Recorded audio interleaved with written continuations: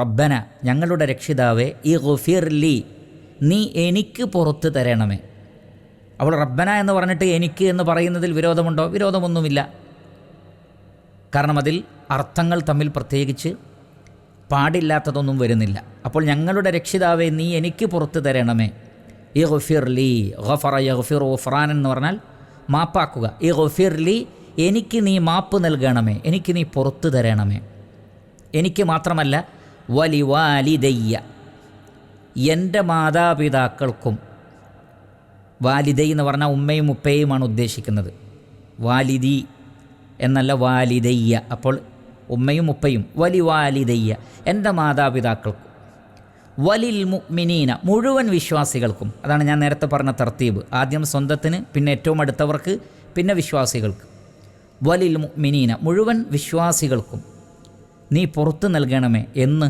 യൗമ ഒരു ദിവസം. യഖൂമുൽ ഹിസാബു അന്ന് വിചാരണ നിലവിൽ വരുന്നതാണ്. ഖാമ യഖൂമു ഖിയാമൻ. ഹിസാബ് എന്ന് പറഞ്ഞാൽ വിചാരണ, മനുഷ്യൻ്റെ കണക്ക് നോക്കൽ. അതുകൊണ്ട് തന്നെ യൗമ യഖൂമുൽ ഹിസാബ് എന്നതുകൊണ്ട് ഉദ്ദേശിക്കുന്നത് യൗമുൽ ഹിസാബാണ്, അഥവാ യൗമുൽ ഖിയാമയാണ്, ഖിയാമത്ത് നാളാണ്. ആ ഖിയാമത്ത് നാളിൽ നീ ഞങ്ങൾക്ക് പുറത്തു തരണമേ റബ്ബേ എന്ന് ഇബ്രാഹിം അലൈഹി സ്വലാത്തു വസ്സലാം ദുആ ചെയ്യുന്നു. അപ്പോൾ ഈ ദുആയിൽ മഗ്ഫിറത്തിന് വേണ്ടിയുള്ള തേട്ടമാണ് പാപമോചന പ്രാർത്ഥന എന്ന് പറയുന്നത്. വളരെ പ്രധാനപ്പെട്ടതാണ്. ഇവിടെ രണ്ട് കാര്യങ്ങൾ നമുക്ക് ലഭിക്കും. ഒന്നാമത്തത് പാപമോചന പ്രാർത്ഥനയുടെ പ്രാധാന്യമാണ്. നബി സല്ലല്ലാഹു അലൈഹി വസല്ലമ തന്നെ പറയാറുണ്ട്, തൂബു ഇലല്ലാഹി വസ്തഗ്ഫിറു, നിങ്ങൾ അള്ളാഹുവിലേക്ക് തൗബ ചെയ്യുകയും അവനോട് മാപ്പിരക്കുകയും വേണം. കാരണം ഞാൻ പോലും, ആരാണ്? മുഹമ്മദ് നബി സല്ലല്ലാഹു അലൈഹി വസല്ലം മുത്തഖീങ്ങളുടെ നേതാവാണ്. കഴിഞ്ഞു പോയതും വരാനിരിക്കുന്നതുമായ പാപങ്ങളൊക്കെ പൊറുക്കപ്പെട്ട വ്യക്തിത്വമാണ്. അതേപോലെ തന്നെ സൃഷ്ടികളിൽ ശ്രേഷ്ഠനാണ്. വൻ പാപങ്ങളിൽ നിന്നൊക്കെ സുരക്ഷിതനാണ്, മഅസൂമാണ്. അമ്പിയാക്കൾ പാപസുരക്ഷിതരാണ്. എന്നിട്ടും നബി സല്ലല്ലാഹു അലൈഹി വസല്ലം പറയാണ്, ഞാൻ പോലും ഒരു ദിവസം 100-ലധികം തവണ അല്ലെങ്കിൽ 70-ലധികം തവണ അസ്തഗ്ഫിറുല്ലാഹ് എന്ന് പറയുന്നുണ്ട് എന്നാണ്. പുറത്തു തരാൻ വേണ്ടി റബ്ബിനോട് പറയുന്നുണ്ട്. നബി സല്ലല്ലാഹു അലൈഹി വസല്ലം പറഞ്ഞു, ആരുടെ കർമ്മരേഖയിലാണോ ഇസ്തിഗ്ഫാർ കൂടുതൽ കാണുന്നത് അവർ രക്ഷപ്പെട്ടു എന്നാണ്. തൂബ ലിമൻ വുജിദ ഫി സഹീഫത്തിഹി ഇസ്തിഗ്ഫാറൻ കസീറ. ആരുടെ കർമ്മരേഖയിലാണോ ഇസ്തിഗ്ഫാർ കൂടുതൽ കാണുന്നത് അവർക്ക് മംഗളമുണ്ട്, അഥവാ അവർക്ക് സ്വർഗമുണ്ട് എന്നർത്ഥം. പരിശുദ്ധ ഖുർആനിൽ ധാരാളം ആയത്തുകളിൽ അള്ളാഹുവിനോട് തൗബ ചെയ്യാൻ, വതൂബു ഇലല്ലാഹി ജമീഅൻ അയ്യുഹൽ മുഅ്മിനൂൻ ലഅല്ലക്കും തുഫ്ലിഹൂൻ എന്ന് നമുക്ക് കാണാൻ സാധിക്കും. അതുകൊണ്ട് പാപമോചന പ്രാർത്ഥനയുടെ ഒരു പ്രാധാന്യം നമുക്ക് മനസ്സിലാക്കാം. രണ്ടാമത്തത്, മഹാനായ ഇബ്രാഹിം അലൈഹി സ്വലാത്തു വസ്സലാമയാണ് ഇത് പ്രാർത്ഥിക്കുന്നത്. ഖലീലുല്ലാഹ് എന്ന് വിശേഷിപ്പിക്കപ്പെട്ട, അള്ളാഹു കൽപ്പിച്ച കാര്യങ്ങളൊക്കെ ചെയ്ത വ്യക്തിത്വമാണ്. വ ഇബ്രാഹിം അല്ലദീ വഫ, അള്ളാഹുവിൽ നിന്നുള്ള കടുത്ത പരീക്ഷണങ്ങളിലൊക്കെ വിജയിച്ച വ്യക്തിയാണ്. വ ഇദ്ബ്തല ഇബ്രാഹിമ റബ്ബുഹു ബി കലിമാത്തിൻ ഫഅതമ്മഹുൻ, ഒക്കെ പൂർത്തിയാക്കിയ വ്യക്തിത്വമാണ്. എന്നിട്ടും ആ മഹാനായ ഇബ്രാഹിം അലൈഹി സ്വലാത്തു വസ്സലാമു പോലും ദുആ ചെയ്യുന്നു, എനിക്ക് പുറത്തു തരണമേ.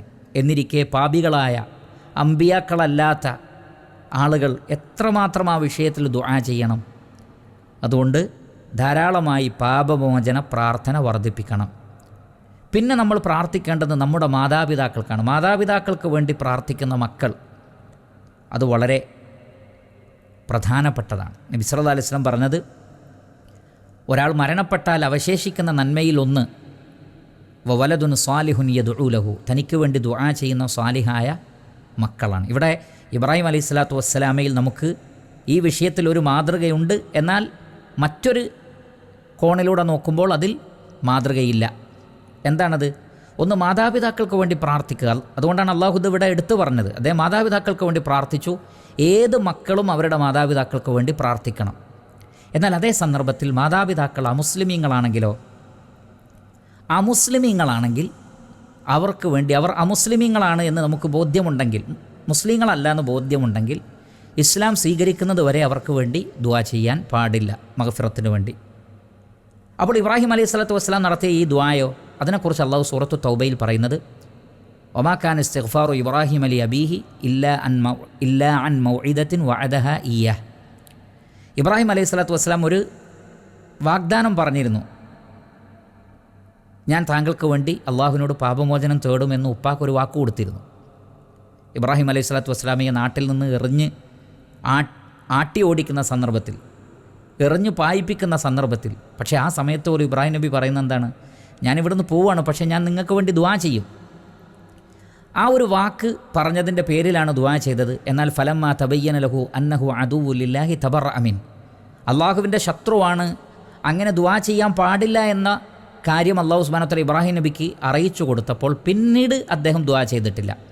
അപ്പോൾ ഇത് ആ അറിയിപ്പ് ലഭിക്കുന്നതിൻ്റെ, ആ വ്യക്തത ലഭിക്കുന്നതിന് മുമ്പ് നടത്തിയ ദുആ ആണ്. അതുകൊണ്ട് തന്നെ മാതാപിതാക്കൾക്ക് ദുആ ചെയ്യണം, അതൊരു പോയിൻ്റാണ്. അതേ സമയത്ത് അവർ കുഫാറുകളാണെന്ന് ബോധ്യമുണ്ടെങ്കിൽ അവർക്ക് വേണ്ടി ദുആ ചെയ്യരുത്. ഇബ്രാഹിം അലൈഹി സ്വലാത്തു വസ്സലാം പിന്നീട് അതിൽ നിന്ന് വിട്ടു നിൽക്കുകയും ചെയ്തിട്ടുണ്ട്. അപ്പോൾ ഈ രണ്ട് പാഠവും നമുക്ക് ലഭിക്കും. വിശ്വാസികളാണെങ്കിൽ ദുആ ചെയ്യണം, വിശ്വാസികളല്ലെങ്കിൽ ദുആ ചെയ്യാൻ പാടില്ല.